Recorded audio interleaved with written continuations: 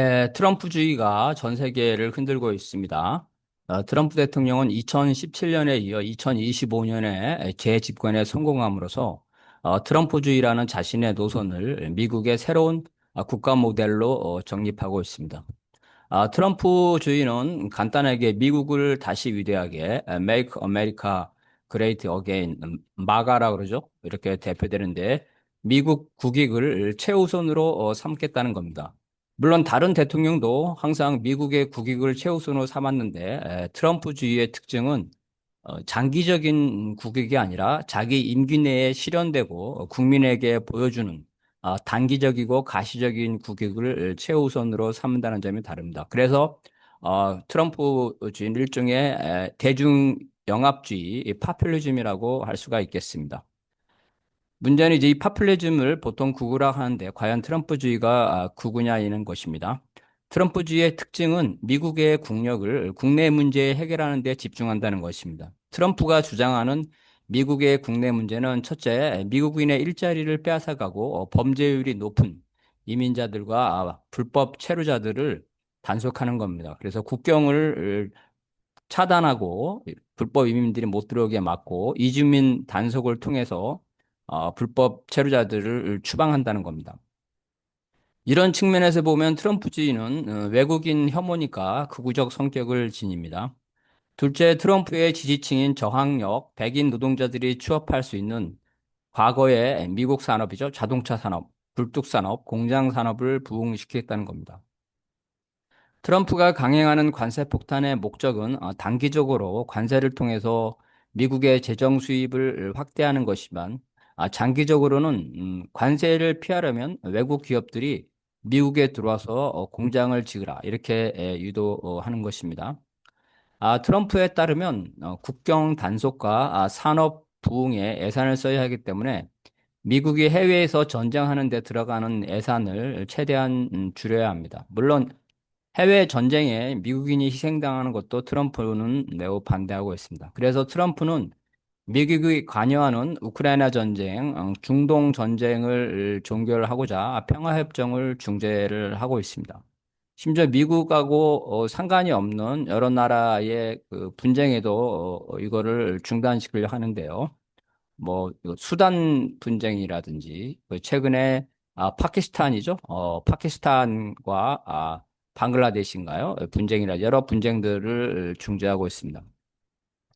이처럼 대외 정책에서 트럼프가 전쟁에 반대하기 때문에 트럼프주의를 극우라고 평가하기 어렵습니다. 국내 정책은 극우적 성격을 띠지만 대외 정책은 이제 전쟁에 반대하고 있다는 거죠. 다만 트럼프가 반대하는 것은 미국의 자산이 해외 전쟁에 낭비되는 것입니다.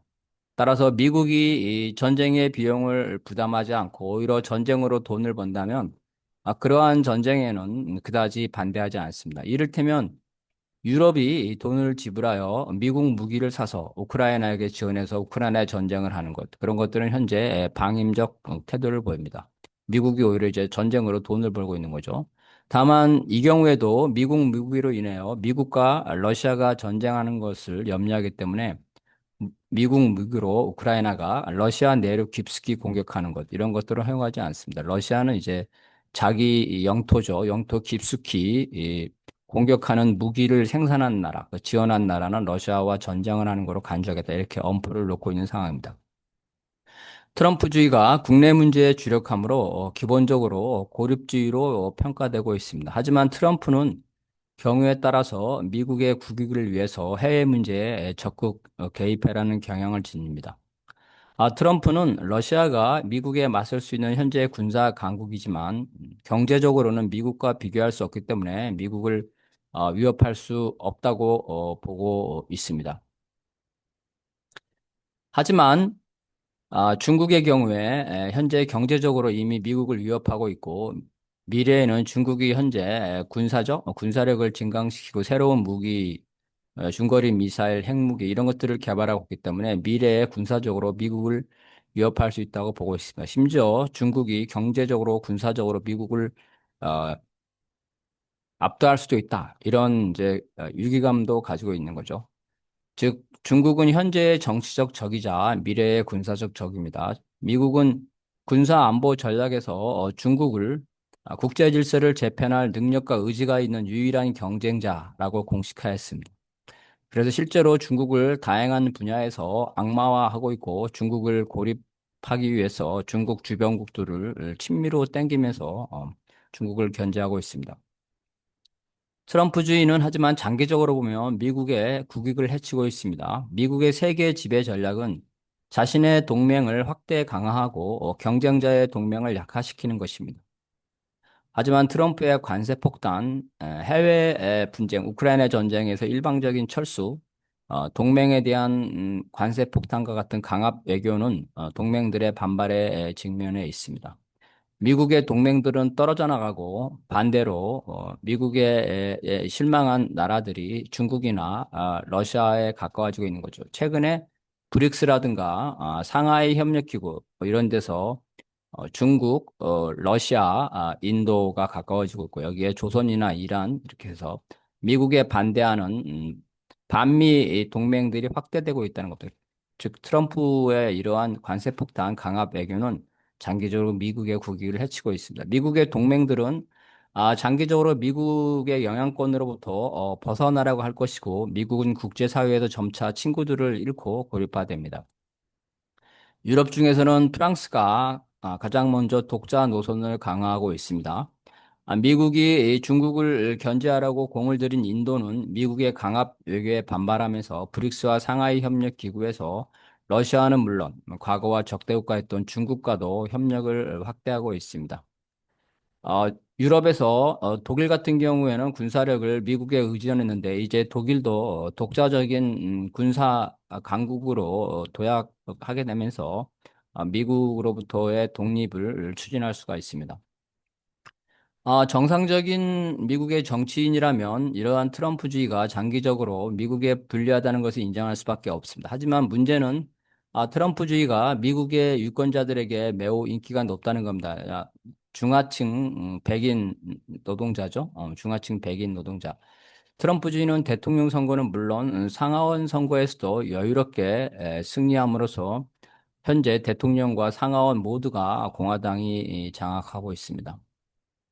트럼프주의를 지지하는 유권자들은 이주민과 일자리를 놓고 경쟁하는 하층 노동자입니다. 트럼프 지지자들은 미국이 이 고부가 가치 산업에 집중하느라 공장 산업을 외국에 양보했기 때문에 자신들이 힘들다고 생각합니다. 즉, 이 전통적인 공업 산업 계층들이 트럼프를 지지하고 있다는 겁니다. 우크라이나 전쟁처럼 미국의 해외 분쟁 개입으로 미국의 예산이 낭비되고 식량과 에너지 가격이 오르고 있어 자신의 삶이 갈수록 힘들어지고 있다고 생각하는 중간층과 하층의 유권자들입니다. 이들은 당연히 미국의 해외 전쟁에 개입하는 걸 반대합니다. 이들은 눈에 보이는 단기적 성과를 선호하기 때문에 트럼프주의가 여전히 영향력을 미치고 있습니다. 그래서 공화당 이 과거에 트럼프 일기 때는 트럼프를 무시했지만 지금 공화당의 대부분이 트럼프를 추종하고 있는 이러한 상황입니다. 문제는 여론의 지지를 받는 트럼프주의가 일시적인 현상이 아니라 미국의 정책 방향을 근본적으로 전환하는 장기적인 흐름이 될 수 있다는 겁니다. 트럼프 일기 때는 트럼프를 따르는 정치인이나 관료, 지식인이 거의 없었습니다. 그래서 트럼프가 임명한 주요 장관들이라든가 참모들이 트럼프의 반대를 했었죠.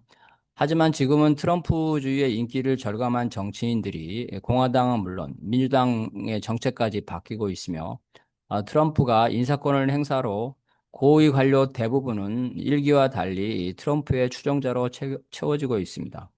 심지어 트럼프주의를 이론화하는 지식인들도 늘어나고 있습니다.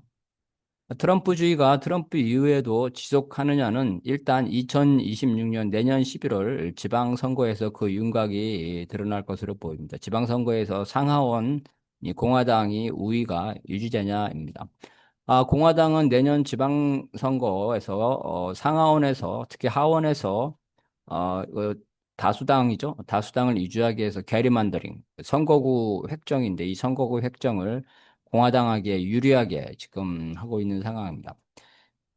장기적으로는 2028년 11월 대선에서 트럼프주의가 유지되는지 알 수가 있습니다. 트럼프주의에 대항하는 민주당은 현재 상하원에서 소수당으로 전락했고 트럼프를 지지하는 유권자들의 눈치를 보고 있는 상황입니다. 이렇다 할 대선 주자를 부상시키지 못했습니다. 바이든이 욕심이죠. 노역으로 대통령 선거에 나왔다가 낙마하면서 부통령 해리스를 내세웠지만 해리스가 함량 미달이죠. 함량 미달이기 때문에 현재 해리스는 트럼프의 대항마가 될 수 없고 민주당에서 새로운 대항마를 발굴해야 되는데 현재 이렇다 할 대선 주자가 없다는 겁니다.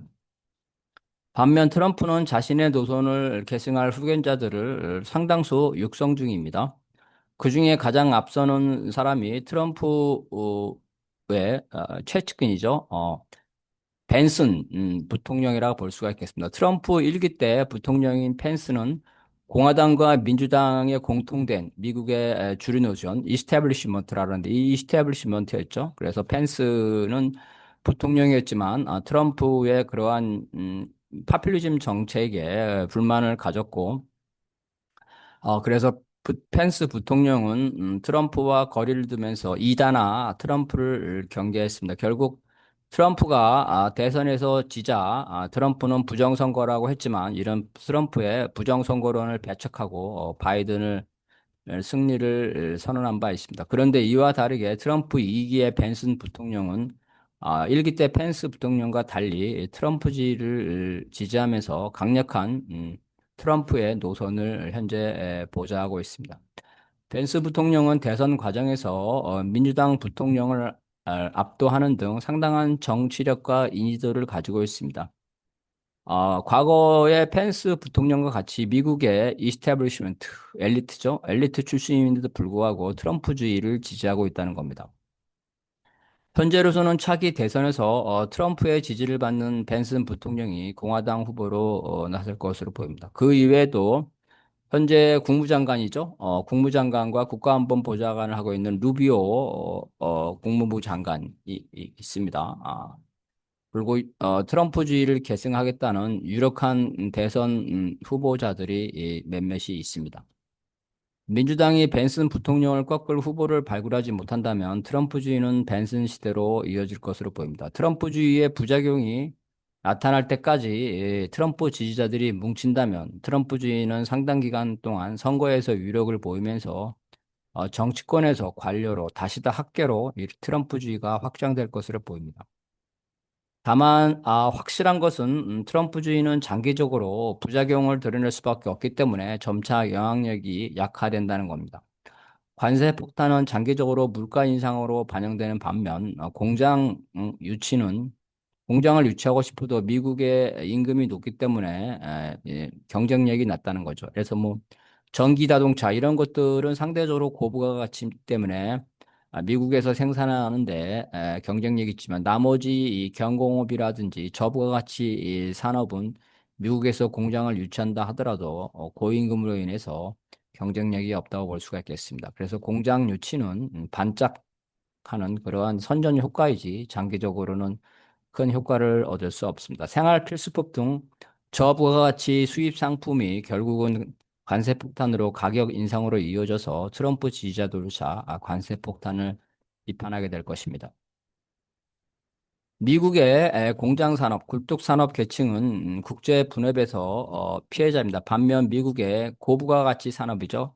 금융, 서비스, 그다음에 뭐 인공지능 이와 같이 이 고부가가치 산업의 계층은 미국에서 수혜자입니다. 이제 국제 분업으로 고부가가치는 미국이 담당하고 저부가가치는 중국 등이 담당하는 거였는데 그 결과 미국의 고부가가치 종사자는 이익을 보고 저부가가치 종사자는 손해를 보이는 겁니다. 이렇다면 미국이 이러한 산업 간의 불균형을 소득 재분배로 해야 되는데 미국이 소득 재분배 정책을 하지 않죠. 자본주의가기 때문에 이러한 소득 재분배 정책에 실패하면서 손해를 보는 전통적인 굴뚝 산업 계층이 트럼프를 지지하고 있는 것입니다. 그래서 근본적인 해결책은 소득 재분배 정책으로 손해보는 계층에게 보상을 해야 되는데 현재 미국으로서는 그러한 징조가 보이지 않고 있습니다.